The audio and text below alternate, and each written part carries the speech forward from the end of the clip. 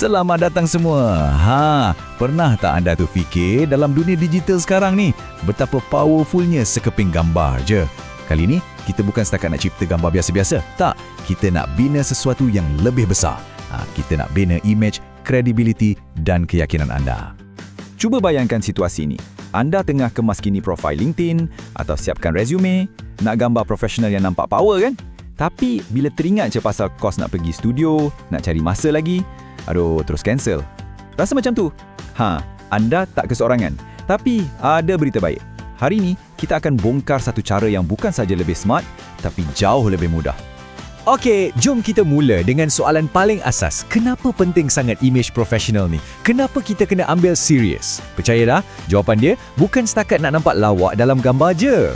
Yang pertama sekali dan yang paling penting ialah credibility. Fikirkan, tak kiralah anda berurusan dengan klien ke, bos ke, atau kawan sekerja. Gambar yang nampak pro tu, dia terus bagi satu signal. Orang ni serius, boleh harap dan teliti. Itulah first impression anda tau, sebelum anda sempat buka mulut lagi. Dan bila credibility dah ada, apa jadi? Pintu peluang pun mulalah terbuka satu persatu. Image yang meyakinkan tu boleh buat rekruter kat LinkedIn perasan anda, boleh bagi keyakinan kat partner bisnes, networking pun jadi lagi luas. Anggap je ni macam satu pelaburan kecil untuk pulangan kerjaya yang sangat besar. Dan jangan lupa, kesan pada diri kita sendiri. Bila imej luaran kita tu ngam dengan siapa kita sebenarnya, dengan kepakaran kita, dengan personaliti kita, secara automatik keyakinan diri kita pun akan naik. Anda akan rasa lebih ready, lebih confident dalam apa-apa situasi kerja sekalipun. So, persoalannya sekarang, macam mana kita nak dapat semua benda best ni, tapi tak payah keluar duit banyak pergi studio? Di sinilah rahsianya. Dan rahsia tu ada kat hujung jari kita je. Cuba tengok perbezaan yang ketara ni. Sebelah kiri tu cara lama kan? Kena buat appointment studio, kos mahal, proses pun leceh. Sebelah kanan pula, cara baru, guna AI.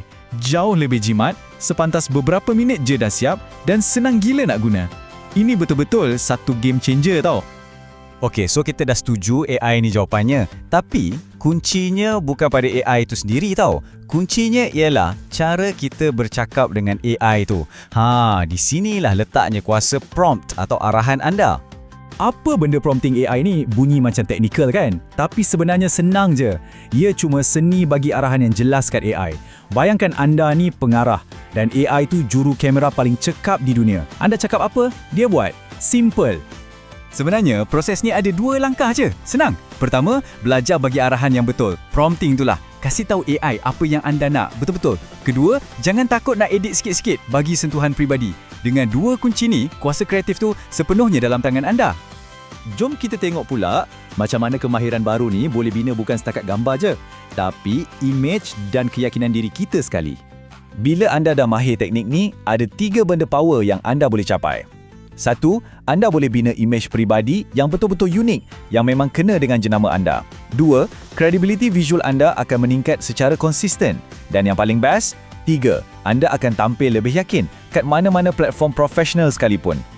Okey, dah cukup teori. Jom kita tengok contoh real.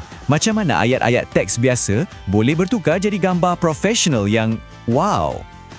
Tengok ni. Perasan tak betapa spesifiknya arahan ni? Dia bukan cakap lelaki profesional je. Tak, dia tambah detail. Gaya korporat untuk dapatkan mood tu. Berkarisma untuk ekspresi muka. Suit biru muda, spesifik warna. Siap ada studio lighting lagi untuk kualiti cahaya. Setiap perkataan tu penting. Inilah rahsianya. Lagi detail anda bagi, lagi power hasilnya.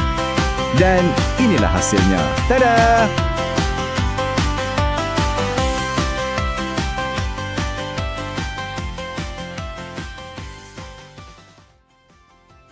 Dari teks tadi tu, AI terus hasilkan satu imej yang pro, kualiti tinggi dan dah siap sedia untuk diguna. Nak letak kat LinkedIn, boleh.